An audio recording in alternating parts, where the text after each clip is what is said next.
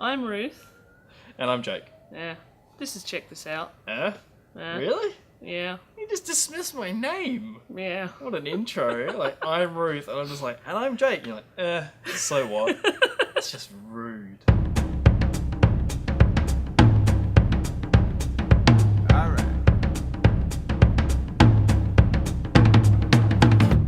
When I was a kid, I grew up with Eden Blyton. Now I know a lot of people are still growing up with Eden Blyton. Love Eden Blyton. And in these books, there were these forests. And they have full of birches and beeches and oaks and all these European trees. Everything not typical of Australia. Yeah, pretty much. It was a little confusing as a kid. Also, every time you looked on television, they'd talk about, I don't know, birds and bees and stuff that I just didn't see in my garden. That doesn't happen nowadays. My kids are growing up with books that are full of, and I mean full of, the natural world around us in Adelaide.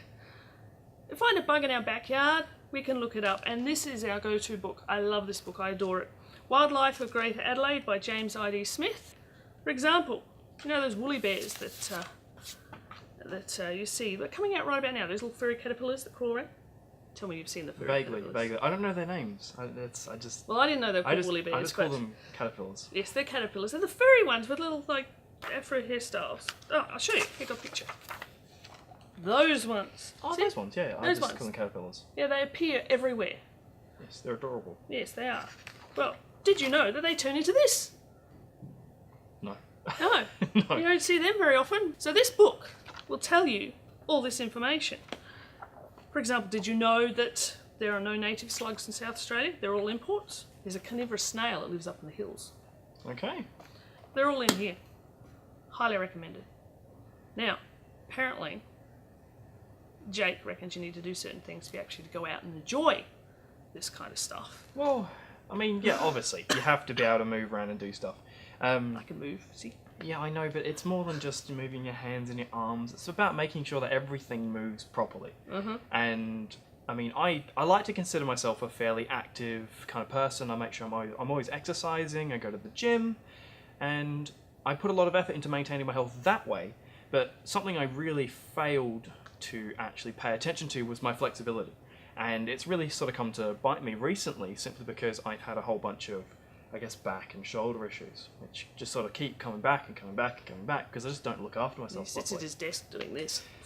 Well, I mean, like myself, like Ruth, and like a lot of Australians, you might have issues where you spend a lot of time sitting down. And so something I've taken up recently, which you have a lot of books on here at the library, is I have joined a men's yoga class at the suggestion of a medical professional. He recommended that I try and take up yoga as a way of trying to build up my flexibility. I've been 3 times, and I am absolutely dreadful at yoga. I have very little flexibility, but I feel like I'm improving. And so naturally, I'm quite a determined kind of person. And I just made sure that I went to the stacks here at the library. We have a wonderful health section if you want to check it out, adult non-fiction. And I grabbed a whole bunch of books about things like foam rolling and stretching and I guess even strength training, just to see if that what I was already doing, I was doing safely and I was doing properly. Because what my main aim is to, I guess, reduce or eliminate injuries that I kept getting. But yeah, if you're interested in trying to increase your own flexibility, trying to, I guess, alleviate any kind of back pain, neck pain, anything that's caused from just your typical lifestyle, come and check it out here at the libraries, upstairs in our non-fiction section. And this has been Check This Out. I am Jake, this is Ruth, and thank you for watching. See you in the libraries.